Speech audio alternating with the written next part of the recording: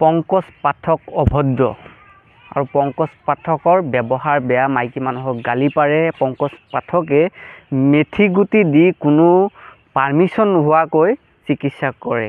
তাৰ বাবে গোৱালপাৰাত কাণত ধৰি উঠা বহা দিয়া হ'ল। কাৰণটো সেইটো নহয়, কাৰণ হ'ল দালালকেইটাক কমিশ্যন দিয়া নহ'ল, উচিত কথা ক'বলৈ গ'লে। কাৰণ আমি ফেচবুকত ভিডিঅ' বনাওঁ, মনে যি কয় সেয়ালৈ নহয়।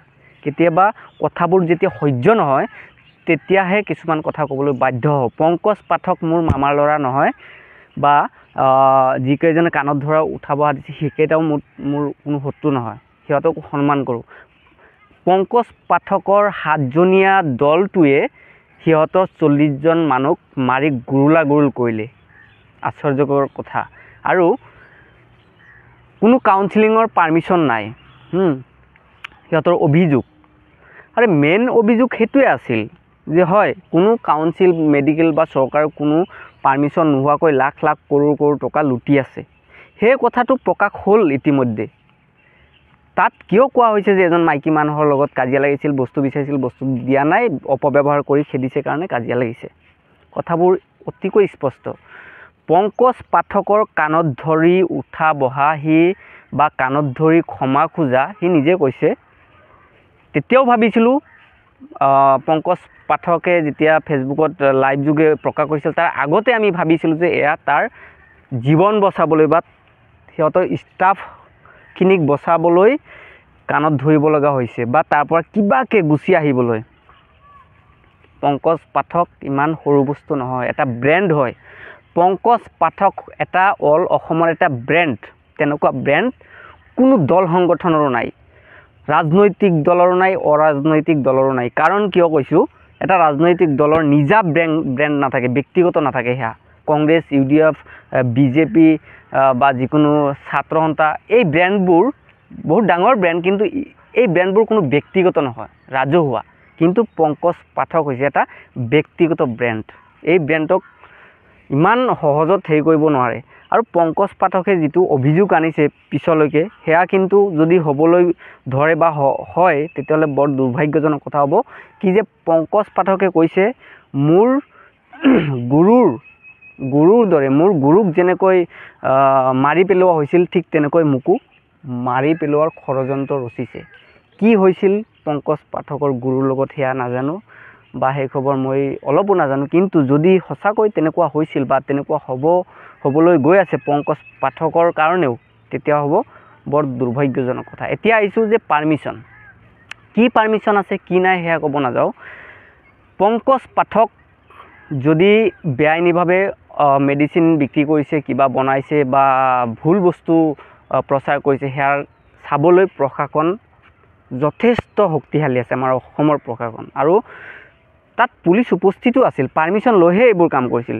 কৰা নাই কৰিছিল সেইবোৰ বাদ দিলোঁ, কিন্তু কাণত ধৰি ক্ষমা খোজাটো সৰু সুৰা কথা নহয়।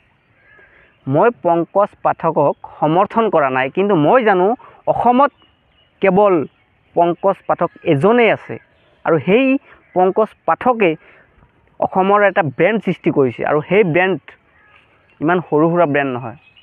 মই ছাপৰ্টত আছোঁ, পংকজ পাঠকক ছাপৰ্টত নাই। পংকজ পাঠকৰ কাৰুকাৰ্যক মই ছাপৰ্টত আছোঁ। দুই এটা ভুল কৰিব পাৰে, তাৰ বাবে ক্ষমাও খুজিছে, জেলতো গৈছে, সেইটো গৈছে। কিন্তু ইমান ধুনীয়া ধুনীয়া মানুহ, ইমান বয়সীয়াল ৰিটায়াৰ্ড মানুহ লগত জড়িত যিসকল ব্যক্তিয়ে প্ৰেছাৰ কৰি যে মাৰপিট মাৰিলে, তেখেতসকলেতো নাকত বেণ্ডেজ, ইয়াত বেণ্ডেজ লগাই আছে, মেডিকেল কৰিছে। তাতকৈ বেছি পিটন খাইছে পংকজ পাঠকৰ দলে, কিন্তু দেখুৱাবলৈ একো কৰা নাই, ক্ষমা খুজি গুচি আহিছে। গতিকে ক'বলৈ ভাষা নাই, কি চলি আছে এইবোৰ। কোনোবাই কিবা এটা কৰিব বিচাৰিলে, এতিয়া আমি যিবোৰ ফ্লিপকাৰ্টত অৰ্ডাৰ কৰোঁ, কিছুমান প্ৰডাক্ট আহে, মেডিচিন আহে, কিবা আহে, বিদেশী দেখোন তেল আহি আছে, সেইবোৰ কিয় নধৰে? সেইবোৰ ধৰিব পৰা নাই। ফ্লিপকাৰ্টৰ, এমাজনৰ অৰ্ডাৰ কৰা মালবোৰ কি চব বস্তু পাৰ্মিশ্যন থাকে নেকি? পংকজ পাঠকে যদি বস্তু বনাইছে, ভাল ৰিজাল্টযুক্ত বস্তু বনাইছে, তাৰ কাৰণে পাৰ্মিশ্যন উলিয়াওঁতে সময় নালাগে যদি বস্তুটো সঁচা হয়। আৰু প্ৰমাণ পাই আছে। ইমান ভিৰ কিয় হ'ল গোৱালপাৰাত? ইমান ভিৰ হোৱাৰ কাৰণ কি? যেতিয়া এটা বস্তু চাব, যেতিয়া আপোনাৰ গাঁৱতে হওক বা আপোনাৰ চহৰতে অঞ্চলতে হওক, যদি বাহিৰৰ পৰা কিবা এটা ডাঙৰ বেপাৰী মেডিচিন বিক্ৰী কৰা হওক বা বাহিৰৰ কিবা বস্তু বিক্ৰী কৰিবলৈ এক জেগাত বহে বহুত টকা বিক্ৰী কৰে, তেতিয়া লোকেল কিছুমান চামচাই আগুৰি ধৰে আৰু সেই লোকেল দালাল চামচাই সিহঁতৰ পৰা পইচা লুটে।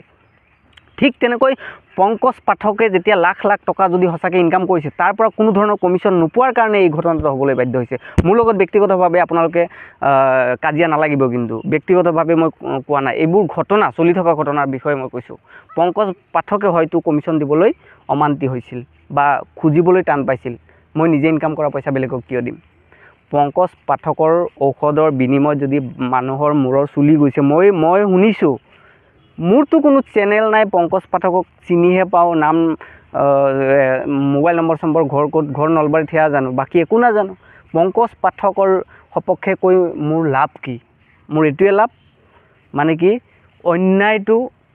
অন্যায় চকুৰ আগত যদি আপুনি দেখি আছে, যদি অন্যায়ৰ বিৰুদ্ধে নকয়, তেতিয়াহ'লে আপোনাৰ দৰে মানুহ এজন দেশত জীয়াই থকাৰ প্ৰয়োজন নাই। মই বেলেগ ভিডিঅ' বনাওঁ, সেইবোৰ মই ফেচবুকত দিয়া বন্ধ কৰিছোঁ, কাৰণ সেইবোৰ তেনেকুৱা টপিক পোৱা নাই। মোক ধৰি বান্ধি ৰাখিব মই কিছুমান কথা যদি কৈ দিওঁ, আৰু বহুত কথা আছে ক'ব নোৱাৰোঁ, কাৰণ আপুনি ক'ব পাৰে কিয় ক'ব নোৱাৰে, সঁচা কথা কৈ আপুনি জেলতে যাওক।